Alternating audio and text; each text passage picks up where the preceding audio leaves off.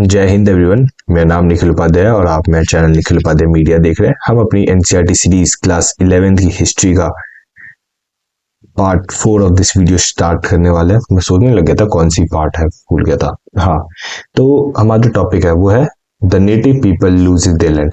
अब क्या होता है, जैसे हमने पहले पढ़ा था कि जैसे ये यूएसए है, धीरे करके यहाँ पे यूरोपियंस आने लगे थे। पहले कोस्ट पे बढ़ने लग गए थे, फिर अब देखेंगे धीरे करके यूरोपियन जो है वो कोस्ट से अंदर की साइड जा रहे थे। अब जैसे अंदर की साइड इनलैंड पे वो अपनी जमीन में थे, तो जो नेटिव थे धीरे धीरे करके क्या होते हैं, पीछे की साइड शिफ्ट होते हुए देखने को मिलते हैं।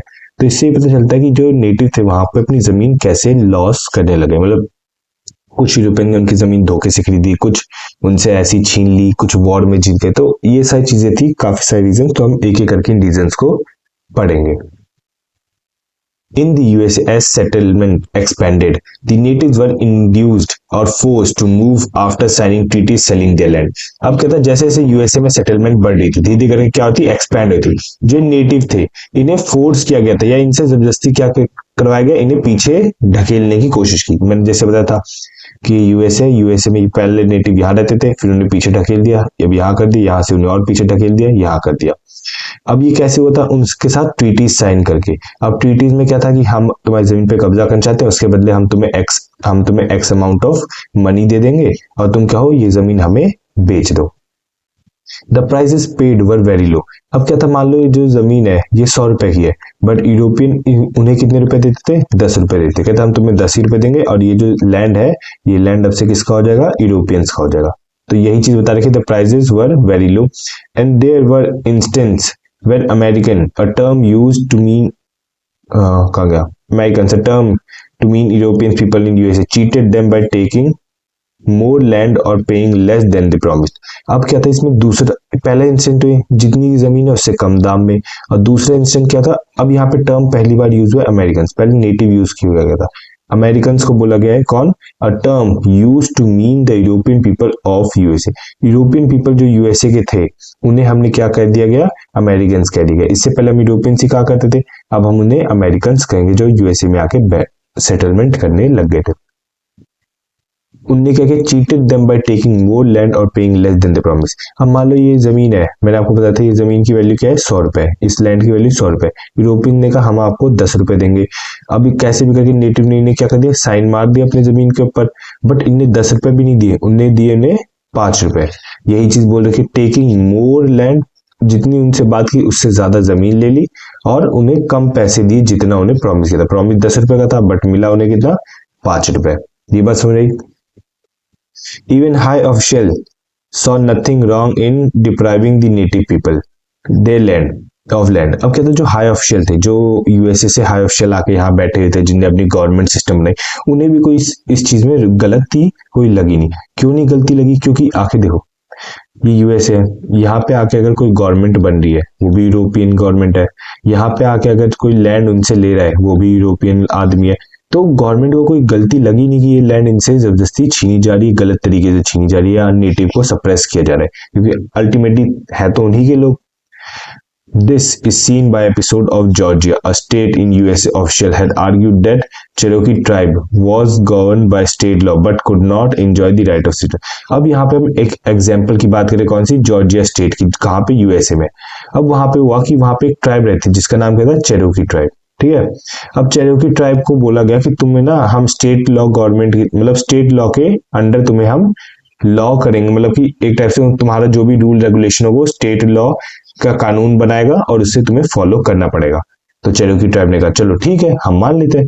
पर अब चेरोकी ट्राइब ये बात को ना थोड़ा सहन करने मुश्किल हो गया, क्या कि उन्हें सिटीजनशिप नहीं मिलेगी, उन्हें राइट टू सिटीजनशिप नहीं दिया जाएगा। चेरोकी ट्राइब को बेशक गवर्नमेंट जो है रूल करेगी, बट गवर्नमेंट रूल करेगी पर उन्हें स्टेट क्या कहता है, सिटीजनशिप नहीं मिलेगा। अब हम चेरोकी ट्राइब के बारे में थोड़ा पढ़ेंगे। This was despite the fact that all the native, the Cherokee, were one who had made the most effort in learning English to understand American way of life. Even so, they were not allowed to allowed the right of citizenship. अब क्या हुआ था, Cherokee tribe ना बाकी जितनी भी tribe थी ना उनसे ज्यादा कोऑपरेटिव था, ठीक है, उससे ज्यादा एफर्ट्स लगाए थे, ठीक है, किसमें, इंग्लिश सीखने में, अमेरिकन वे को सीखने में, एक मतलब यूरोपियंस की तरह रहने में, बोलने में, खाने में, पीने में, सारा मतलब उनकी तरह बनने में बहुत सारे एफर्ट्स लगाए थे जो बाकी ट्राइब्स ने नहीं लगाए। But in spite of this उन्हें सिटीजनशिप नहीं मिली, उन्हें सिटीजनशिप नहीं मिली। अब क्या हुआ, in 1832 an important judgement was announced by US chief justice. एक इंपॉर्टेंट जजमेंट आया यूएस चीफ जस्टिस द्वारा, जिनका नाम क्या था, John Marshall. He said that Cherokee were a distinct community occupying its own territory in which the laws of Georgia has no force and they had sovereignty in certain matter। अब यहाँ पे Cherokee tribe के ना एक favour में एक जज आए जिनका नाम क्या था, जॉन मार्शल। ये कौन थे, यूएस के चीफ जस्टिस, जैसे इंडिया में होता है चीफ जस्टिस ऑफ इंडिया, तो ये यूएस के चीफ जस्टिस थे जॉन मार्शल। उनने कहा जो चेरोकी ट्राइब है उनकी खुद की एक डिस्टिंक्ट कम्युनिटी, उनकी खुद की एक अलग कम्युनिटी है, वो अपनी एक अलग से जमीन पे रह रहे हैं, तो ये कह देना कि उन जो जॉर्जिया का कानून है वो उनपे भी लागू होगा, ये एक बात गलत है। ये हम कभी भी फोर्स नहीं कर सकते उनके ऊपर, और ये उनकी खुद की सोवरेनिटी है कि अलग अलग मैटर्स में उनकी खुद की सोवरेनिटी रहेगी। जैसे ये जजमेंट आया यूएस चीफ द्वारा, तो क्या हुआ कि यूएस के जो प्रेसिडेंट थे जिनका नाम क्या था, Andrew Jackson, had a reputation of fighting against economic and political privilege, but when it come to Indians he was a different person. अब क्या, यूएस के जो प्रेसिडेंट हैं जिनका नाम क्या था, एंड्रयू जैक्सन, उनकी एक रेपुटेशन थी कि वो फाइट करते थे इकोनॉमिक एंड पॉलिटिकल प्रिविलेज के लिए, कि हाँ सबको इकोनॉमिक और पॉलिटिकल प्रिविलेज मिलनी चाहिए। बट जब ये बात आती है इंडियंस के अगेंस्ट, मतलब इंडियंस के लिए, इंडियंस मतलब कौन, जो नेटिव्स है, ठीक है, नेटिव्स के लिए जब भी बात आती थी कि इन्हें भी पॉलिटिकल और इकोनॉमिकल प्रिविलेज मिलना चाहिए, तब वो एक दूसरे आदमी बन जाते, मतलब एंड्रयू जैक्सन जो थे, देखो जब बात करते थे क्या कहते हैं, व्हाइट लोगों के लिए, ठीक है, तो कहते हैं इन्हें पॉलिटिकल राइट मिलना चाहिए, ठीक है, इन्हीं के पास इकोनॉमिक्स होनी चाहिए, मतलब इकोनॉमी होनी चाहिए, अच्छा खासा पैसा होना चाहिए स्पेंड करने के लिए। बट यही बात जब इंडियंस के लिए आती है कि इंडियंस के लिए भी यही सेम चीज कहो, तो एजी कहते नहीं, मैं इन चीजों की बात करता ही नहीं, मैं इनके लिए कुछ करना ही नहीं चाहता। तो ये चीजें थी जो एंड्रयू जैक्सन थी, मतलब दोगला आदमी कहते हैं ना, दोगलापंथी वाला, वो यहाँ पे हमें देखने को मिलता है। He refused to honor the Chief Justice judgment and ordered US Army to evict Cherokee from their land and drive them to the Great Indian Desert। अब कहता है उसने रिफ्यूज कर दिया कि हमने चीफ जस्टिस की बात को मानेंगे ही नहीं, और उसने अपनी यूएस आर्मी को ऑर्डर दे दी कि जो चेरोकी ट्राइब है इन्हें अपनी जमीन से हटाओ और इन्हें ग्रेट इंडियन डेजर्ट में फेंकाओ।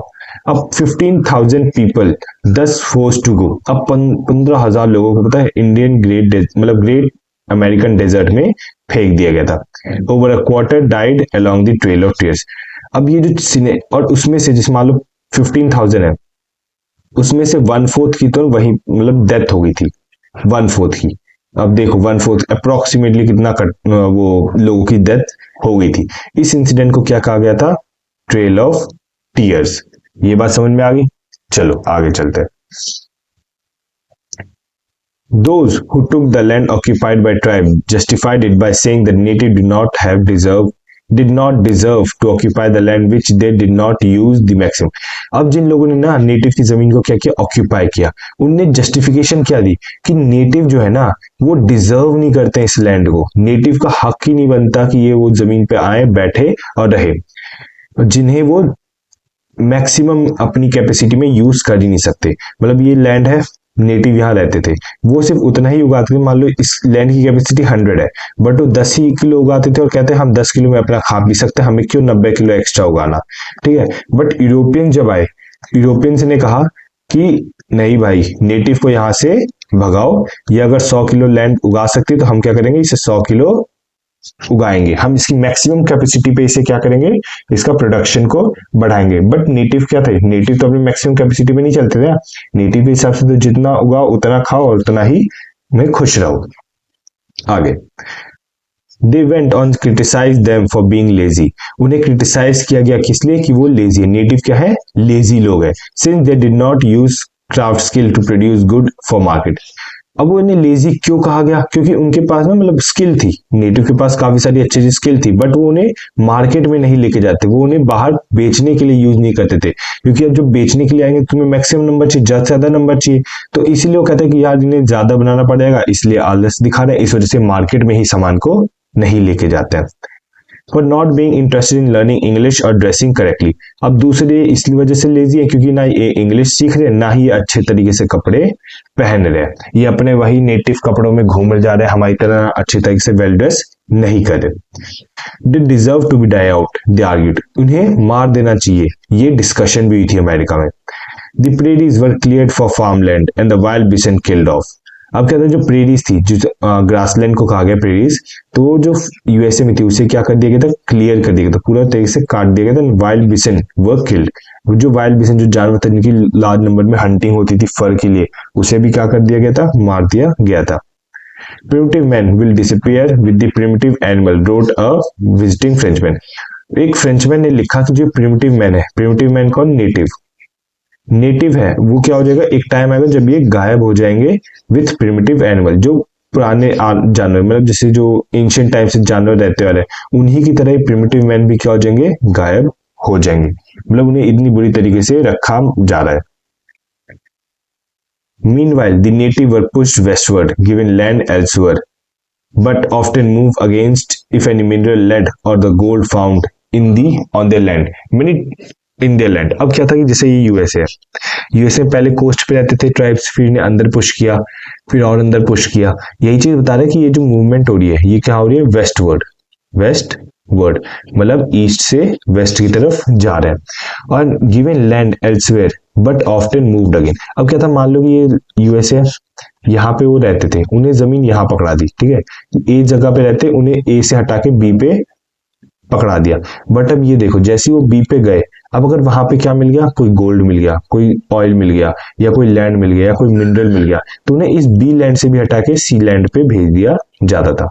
ये बता कि मतलब उनका कोई फिक्स्ड लैंड नहीं दिया था उन्हें, जहां यूरोपियंस को जहां पे भी सोना चांदी सिल्वर रिसोर्स मिलते, तो क्या करते, नेटिव को वहां से हटा दिया करते थे। Many tribes were forced to share the land originally occupied by one tribe, thus leading to quarrel between them. अब क्या था कि ये मान लो पूरा यूएस है, यहाँ पे एक ट्राइब रह रही है ए, यहाँ पे दूसरी ट्राइब रह रही है बी, यहाँ पे तीसरी ट्राइब रह रही है सी। अब क्या होगा, जैसे अमेरिकन आए, उनने कहा हम ये हिस्सा जो है लेंगे, और ए ट्राइब को कहाँ भेज दिया, बी के पास। अब जब ए और बी दोनों एक जगह पे रह रहे तो इनके बीच में लड़ाई होंगी कि नहीं होंगी, यही चीज यहाँ पे लिखी है। Many tribe were forced to share land originally occupied by one tribe. पहले ये जो लैंड थी, ये वाली जो लैंड है, ये सिर्फ बी के पास थी, है ना, thus leading to quarrel between them. अब क्या था कि ट्राइब्स ऑफ, अब जो ए ट्राइब है ये भी यहाँ पे आ गई एक जगह पे, तो जब इन दोनों के बीच में क्या होगा, लड़ाई तो होगी ना, तो वही चीज बता रही है leading to quarrel between them. चलिए, they were locked off in a small area called reservation. अब जो इनके लिए एरिया भेजा था, मतलब यहाँ पे रह रहे थे, उसके बाद इन्हें इस जगह पे भेजा बी पे, तो ये जगह क्या होगी, इनकी रिजर्वेशन कहलाएगी। Which often was land with which they had no earlier connection. ये रिजर्वेशन वो जमीनें थी जिनके पास, लाइक जिनका नेटिव का जिनसे पुराना कनेक्शन था ही नहीं।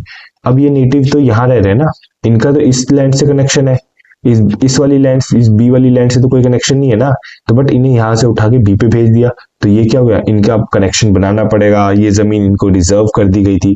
तो यही चीज बता रखी है, रिजर्वेशन वो है जिन्हें एक क्या कहते हैं, जिनका पुराना कनेक्शन नहीं था, मतलब नेटिव का इस लैंड से कोई भी पुराना कनेक्शन नहीं था। ये बात समझ आई। They did not give it without a fight. अब तुम यहाँ रह रहे हो ए जगह पे, और मैं कहूँ नहीं तुम बी जगह पे शिफ्ट हो जाओ, तो तुम आसानी से जाओगे नहीं ना, जब तक एक अच्छी खासी फाइट नहीं होगी तुम अपनी जगह को छोड़ के नहीं जाओगे। The US army crashed a series of rebellion from 1865 to 1890, and in Canada they were armed revolt by the Métis between 1869 and 1885, but after they give up। अब कहते हैं यूएस में भी रेबेलियन हुए 1865 से 1890 तक, कनाडा में भी रिबेलियन हुए 1869 से 1885 तक, बट इन दोनों में एक चीज खासियत थी कि इन दोनों को ही क्रश कर दिया गया था गवर्नमेंट द्वारा। यहाँ पे एक वर्ड यूज किया गया मेतीस, ठीक है, कनाडा में there were army revolt by the Metis. अब मेतिस कौन थे? जो पीपल कहाँ के? नेटिव यूरोपियंस के थे। पीपल ऑफ नेटिव यूरोपियंस को हमने क्या कहा है? मेतिस कहा गया है, यूरोपियन डिसेंडेंट। ठीक है, मतलब कि जो यूरोपियंस आए उनके जो बेटे बेटे थे उन्हें हमने मेतिस कहा गया। ये बात समझ में आई? चलो अब हम चलते हैं अपने अगले टॉपिक के ऊपर, जिसका नाम क्या है? The gold rush. तो जब हम बात करते हैं the gold rush and the growth of industries की, तो क्या हुआ? अमेरिका में ना सोना पाया गया था, उसकी वजह से क्या हुआ? इंडस्ट्री जो थी ना वो बहुत ज्यादा रैपिडली ग्रो हुई, और इसी वजह से देखेंगे कि यूएसए भी ओवरऑल क्या हुआ था? ग्रो होता हुआ हमें देखने को मिलता है। ये बात समझ आई? चलिए आगे बढ़ते हैं। There was always a hope that there was a gold in North America. हमेशा से एक उम्मीद थी कि गोल्ड तो मिलेगा ही मिलेगा। कहाँ पे? नॉर्थ अमेरिका में। 1840s traces of gold were found in USA in California. अब क्या हुआ? यूएसए के कैलिफोर्निया रीजन में 1840s में क्या हुआ? ट्रेसेस ऑफ गोल्ड, मतलब सोने की कुछ क्या कहते हैं, ट्रेसेस पाए गए थे। तो इसकी वजह से क्या हुआ था? वहां पे गोल्ड रश होना शुरू हुआ, मतलब लोग आने लगे सोने की तलाश में। Thousands of eager Europeans hurry to America in the hope of making a quick fortune. हजारों यूरोपियंस आए कहाँ पे? अमेरिका में, कि जल्दी जल्दी अब सोना मिल जाएगा तो जल्दी से बेच के अपनी अच्छी खासी किस्मत वो बना सकते हैं। This led to building of railway lines across the continent for which thousands of Chinese workers were recruited. अब क्या हुआ कि ये जो सोना आ रहा है, इतने सारे लोग, ट्रांसपोर्टेशन वगैरह होगा, तो इसके लिए क्या हो? जल्दी जल्दी क्या किया गया? रेलवे लाइंस को बनाया गया, जिसके लिए थाउजेंड्स ऑफ चाइनीज वर्कर्स को लाया गया था, उन्हें रिक्रूट किया गया था रेलवे लाइन बनाने के लिए। The USA's railways were completed in 1870s। तो देख लो 1840 में क्या हुआ? सोने का पता चला। 1870s में रेलवे लाइन पूरी तरीके से कंप्लीटेड हो रखी, मतलब 30 साल के अंदर अंदर। ये बात सोचो, 30 साल के अंदर अंदर पूरी रेलवे लाइन कंप्लीट कर दी थी। डेट ऑफ कनाडा बाय 1885। अब 1840 से 1885 तक, ठीक है, अप्रोक्सीमेटली 45 ईयर्स में कनाडा की भी रेलवे लाइन बनके तैयार हो गई थी। The old nation creeps on the snail pace, said Andrew Carnegie, a poor immigrant from Scotland who became one of the first millionaire industrial in the USA. The Republic thundered on at the speed of express. अब क्या होता है? यहाँ पे एक बात की गई एंड्रयू कार्नेजी। एंड्रयू कार्नेजी कौन है? एक स्कॉटलैंड का इमिग्रेंट था, मतलब पहले गरीब था, बट जब यहाँ पे आया वो पहला मिलीनियर बना, फर्स्ट मिलीनियर इंडस्ट्रियलिस्ट यूएसए का। ठीक है, जो पहला मिलीनियर इंडस्ट्रियलिस्ट यूएसए का बना वो कौन था? Andrew Carnegie. इसने का जो पुराना नेशन है, जो ओल्ड नेशन है, वो क्या करे? स्नेल के पेस पे चल। अब तुमने एक स्नेल देखा होगा, यहाँ पे कुछ एंटीना सा लगा रहता है और यहाँ पे उसकी कुछ बॉडी होती है, ऊपर कुछ ऐसे शेप टाइप का होता है और यू चल रहा होता है ना? कुछ इस टाइप की बॉडी पे कुछ, मतलब क्या होता है? कहते हैं कि अपने घर लेके चल रहा है। जो पुराना नेशन जो पहले ऐसे स्नेल धीरे धीरे चल रहा था, वो मतलब पहले जो रुका हुआ था वो धीरे धीरे करके अब चलना शुरू कर चुका था। मतलब यूएसए को पहले कोई नहीं जानता, नेटिव्स वगैरह जो थे अपने आराम से रह रहे, धीरे धीरे करके वो पेस पकड़ रहा है, धीरे धीरे करके ग्रोथ दिखा रहा है। कौन? यूएसए। ये बात समझ में आ गई? One reason why industrial revolution happened in England when it did was because the small peasants were losing land to big farmers and moving their job factories. अब क्या होता कि एक रीजन, जब इंग्लैंड में क्या होता है इंडस्ट्रियल रेवोल्यूशन हुआ था, तो उसका एक रीजन माना जाता है जब क्या हुआ, स्मॉल जो पीजेंट्स थे उनने अपनी जमीनें खो दी थी बिग फार्मर्स को, बिग लैंडलॉर्ड्स के लिए। ठीक है, बिग लैंडलॉर्ड ने उनकी जमीनें क्या ले ली थी, उनसे जबरदस्ती काम करवाते थे, तो स्मॉल फार्मर्स उनके यहाँ पे जाना बंद कर दिए थे। दूसरा रीजन था, तो क्या होता, जब ये जमीनें उनके पास नहीं थी तो धीरे करके जॉब्स की तरफ शिफ्ट हो गए फैक्ट्रीज में।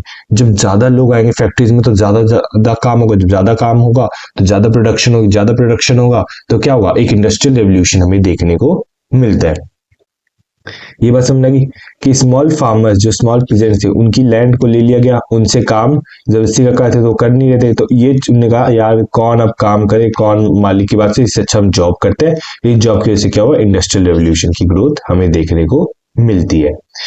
इन North America industries developed for very different region to manufacture railway equipment so that the rapid transport could link distant places and to produce machinery which could make large scale farming easier. अब क्या हुआ था कि north America में, ठीक है, industry development ना कुछ अलग तरीके से हुई, डिफरेंट रीजन, मतलब कुछ अलग मोटिव से उनका क्या हुआ, डेवलपमेंट होना शुरू कर।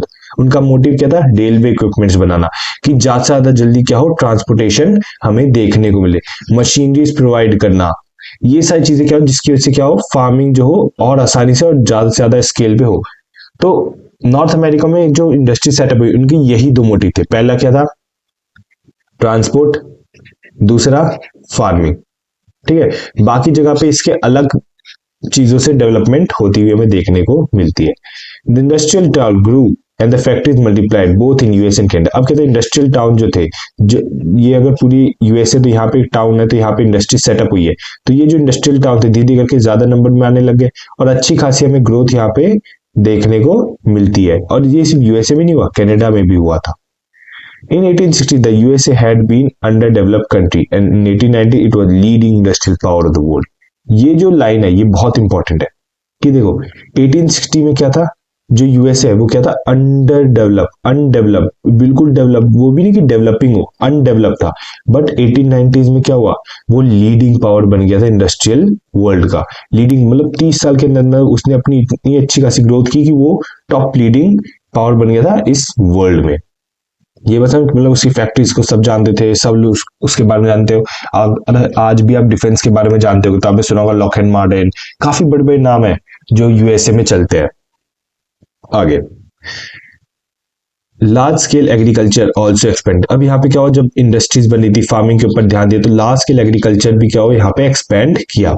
Vast area clearing and divided into farm. अब जो बड़े बड़े एरिया, वास्ट मतलब बहुत ज्यादा अबंडेंस में जो जंगल थे, ग्रासलैंड, उन्हें कट किया गया और उन्हें फार्म्स में डिवाइड किया गया। By 1890, the bison had almost been exterminated, thus ending the life of hunting, and the native had followed for centuries.